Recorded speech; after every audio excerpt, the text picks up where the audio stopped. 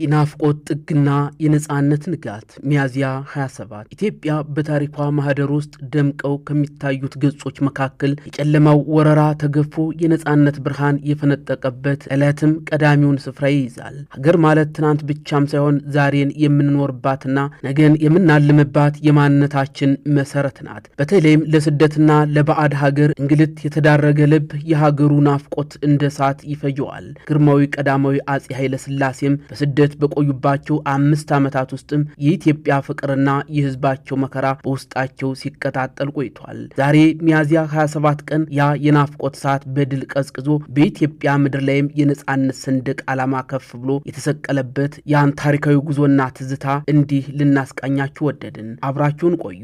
ኢትዮጵያ ተናፋቂም ናት፣ የምትናፈቅ ሀገር፣ የበርካቶች ትብት የተቀበረበት፣ ማንነት የተመሰረተበት፣ የልጅነት ዘመን የተቦረቀበት፣ በወጣትነት ጊዜ ፈረስ የተጋለበበት፣ ጦር ወረራ የተማርንባት የተማሩባት፣ ዕውቀትና ጥበብ የተቀሰመባት፣ ወግ ማዕረግ የታየባት ያየንባት ተናፋቂ ሀገር ኢትዮጵያ በክብርና በሞገስ በርካቶችን ያሳደገች፣ በህዝቦች ፊት በርካቶችን ያከበረች፣ መወደድን የሰጠች፣ በአገልግሎት ዘንድ የተመረጠች፣ ከብዙዎች መካከልም ንጉሠ ነገሥት ብለሽ ቅባ መንግስት የቀባሽን፣ በትረ መንግስቱንም ያስጨበጥሽን፣ በዙፋን ላይ ያስቀመጥሽን ኢትዮጵያውያኖችም የምንናፍቅሽ ሀገር ኢትዮጵያ ልጆችሽ በክብርሽ የሚዋደቁልሽ፣ ለሰንደቅ ዓላማቸው ሲሉ የሚሞቱልሽ፣ የሚታመኑልሽ፣ በመከራ ዘመንም የሚጸኑልሽ፣ ፈተናውን ሁሉ አሸንፈው በድል አደባባይ የሚያውሉሽ፣ ከጠላት መንጋጋ የሚያወጡሽ፣ የነጻነትሽን ብርሃን የሚያበሩልሽ ኢትዮጵያ እንኮራብሻለን። ኢትዮጵያ የኩራት ምንጭ፣ ጠላቶችሽን ሁሉ ድል የምታደርጊ፣ በልጆችሽ በኢትዮጵያውያን የምትኮሪ፣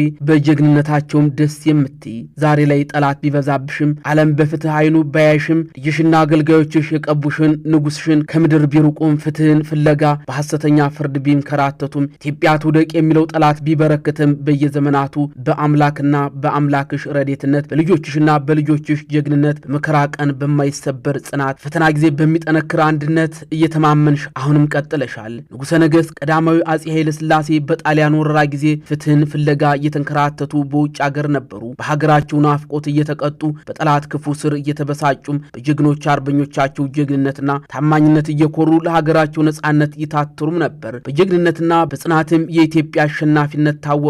ጠላት ድል ተመታ። ንጉሠ ነገሥት ሲናፍቋትና ስትናፍቃቸው ወደ ነበረች ሀገራቸው ወደ ተከበረች ዙፋናቸው ተመለሱ። ያን ዘመን ያን ጊዜ በሪሁን ከበደ የአጼ ኃይለ ሥላሴ ታሪክ በተሰኘው መጽሐፋቸው የጣሊያን ወራሪ ሲዳከም የኢትዮጵያ ጀግኖች አርበኞች ተጋድሎ ፍሬ ሲያፈራ ንጉሠ ነገሥት ቀዳማዊ ኃይለ ሥላሴ ከለንደን ሱዳን ካርቱም ከዚያም ወደ ኢትዮጵያ መግባታቸውን ጽፈዋል። በሱዳን በኩል ወደ ሀገራቸው ገብተው በፊት ያለውን ጠላት እየደመሰሱ ወደ ሀገራቸው ዘለቁ።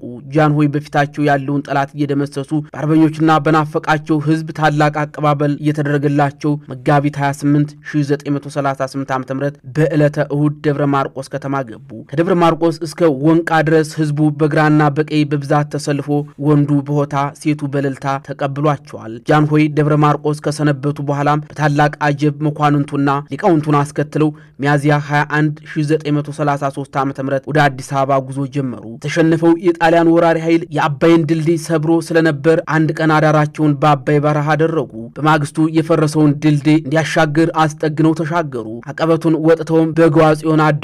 ጉዟቸውን ቀጥለውም በማግስቱ ፊቼ ከተማ ገቡ። ጣሊያን ወረራ የኢትዮጵያን ሰንደቅ ዓላማ ያወረደው ሚያዝያ 27 ቀን ነበርና የኢትዮጵያ ሰንደቅ ዓላማ ወረደችበት ቀን መልሶ ለመስቀል ስለታሰበ ቀኑ እስኪደርስ በፊቼ ሰነበቱ። ሚያዝያ 27 1933 ዓ.ም በጠዋት ተነስተው ወደ እንጦጦ አቀኑ። በእንጦጦ ማርያምም ቀሳውስቱ ዲያቆናቱና መዘምራኑ በከበሮ በጽናጽን በይባቤ እያሸበሸቡ በታላቅ ክብር ተቀበሏል። የአቀባበል ስነ ስርዓቱ ካበቃ በኋላ ወደ ቤተ ክርስቲያኑ ገብተው ቅዳሴ አስቀደሱ። ቅዳሴው ከተጠናቀቀ በኋላም ወደ ቤተ መንግስት ለመሄድ ተሰናዱ። ይህ ከሆነ በኋላ ጃንሆይ በግራና በቀኝ በህዝብ አጀብ ተከበው በአርበኞች ታጅበው በእልልታና በሆታ ወደ ቤተ መንግስት ተጓዙ። ህዝቡ ከፍቅሩና ከናፍቆቱ ብዛት የተነሳ ግማሹ ያለቅስ፣ ግማሹ መሬት ይስም፣ ግማሹም ደግሞ እጁን ወደ ሰማይ እያርገበገበ አምላኩን ያመሰግን እንደነበርም በሪሁን ከበደ ጽፈዋል። በቤተ መንግስት እንደደረሱም ጥሩምባውና እምቢልታው እየተነፋ ነጋሪቱ እየተጎሰመ ከበሮ እየተመታ 21 ጊዜ መድፍ ተተኩሶ ኢትዮጵያ ሰንደቅ ዓላማ በታላቅ አጀብ እየታጀበች በንጉሠ ነገሥቱ እጅ በክብር ተሰቀለች። ያን ጊዜ እልልታውና ደስታው ከዳር እስከ ዳር አስተጋባ።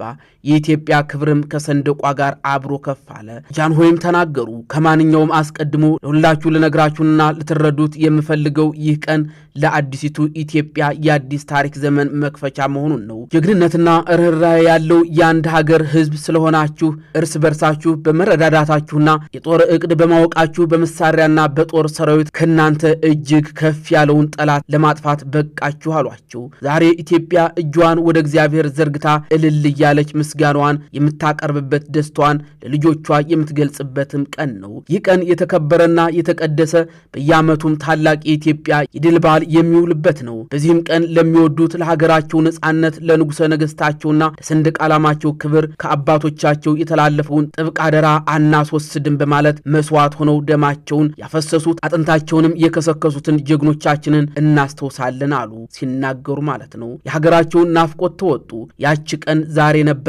የኢትዮጵያ ሰንደቅ ዓላማ በክብር ከፍ ያለችበት፣ ጠላት ድል የተመታባት፣ የጀግኖች አርበኞች ገድልም የሚታወስባት፣ ዛሬም እንደ ትናንቱ ሚያዝያ 27ን ስናከብር የምናከብረው ወረቀቱ ላይ የሰፈረን ታሪክ ብቻም ሳይሆን ለሀገራቸው ነጻነትና ክብር ደማቸውን አፍስሰው አጥንታቸውንም የከሰከሱትን ጀግኖች አባቶቻችንን ጭምር ነው። ጃንሆይ ይህ ቀን ለአዲሲቱ ኢትዮጵያ የአዲስ ታሪክ ዘመን መክፈቻ ነው እንዳሉት ሁሉ እኛም የዛሬው ትውልድ ከዚያ ታሪክ የምንቀስመው ትልቅ ቁም ነገር አለ።